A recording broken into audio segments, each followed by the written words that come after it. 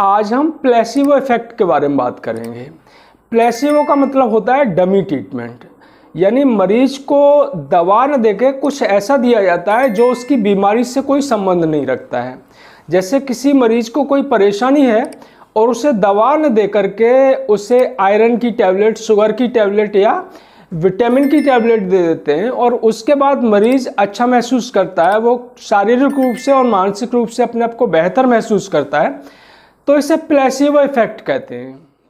Placebo का उपयोग research में, दवाओं के ट्रायल में और ऐसी मर्ज जिनमें मरीज को वास्तव में कोई इतनी बड़ी बीमारी नहीं होती लेकिन वो अपने आप को बीमार महसूस करता है, इन सिचुएशंस में किया जाता है।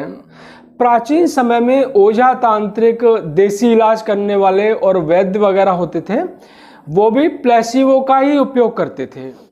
रिसर्च और ट्रायल में प्लेसिबो का उपयोग होता है। जैसे कि मान लीजिए किसी मर्ज में मरीज को दर्द है और दर्द की कोई नई दवा आई है और हम उसे ट्रायल करना चाहते हैं, तो मान लीजिए कि जो मरीज हैं उनके दो ग्रुप बना लिए और एक ग्रुप में वो दवा दी और दूसरे ग्रुप में प्लेसिबो दिया। प्लेसिबो के रूप में हम कुछ भी दे सकते हैं, जैसे शुगर है या विटामिन है या फिर आयरन की टैबलेट है, ये सब प्लेसिबो में उपयोग किया जा सकता है।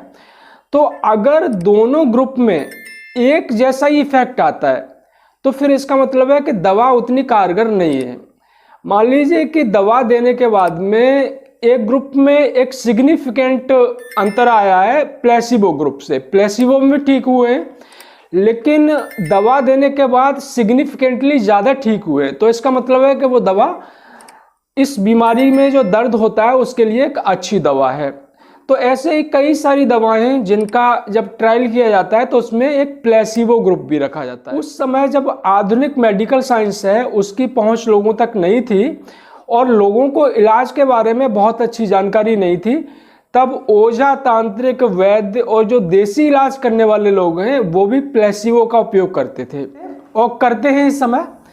मैंने ऐसे कई मरीज देखे हैं, खासकर जो शुगर की बीमारी है जिन्हें, या ब्लड प्रेशर है, ऐसे मरीज हैं उन्हें लगता है कि जो एलोपैथी है उसमें तो इलाज लंबा चलेगा, पूरी ज़िंदगी भर चलेगा, तो फिर वो देसी इलाज कराने चले जाते हैं। तो वो जड़ी बूटी का इलाज कराते हैं और बीमारी जब काफ़ी बिगड़ जाती है तब दोबारा डॉक्टर के पास आते हैं और उनसे पूछो कि आपने इतने समय तक दवा क्यों छोड़े रखी, तो बताते हैं कि वहाँ हमने देसी इलाज कराया, शुरू में तो ठीक हो गए, अच्छा लगा, और अब परेशानी हो गई।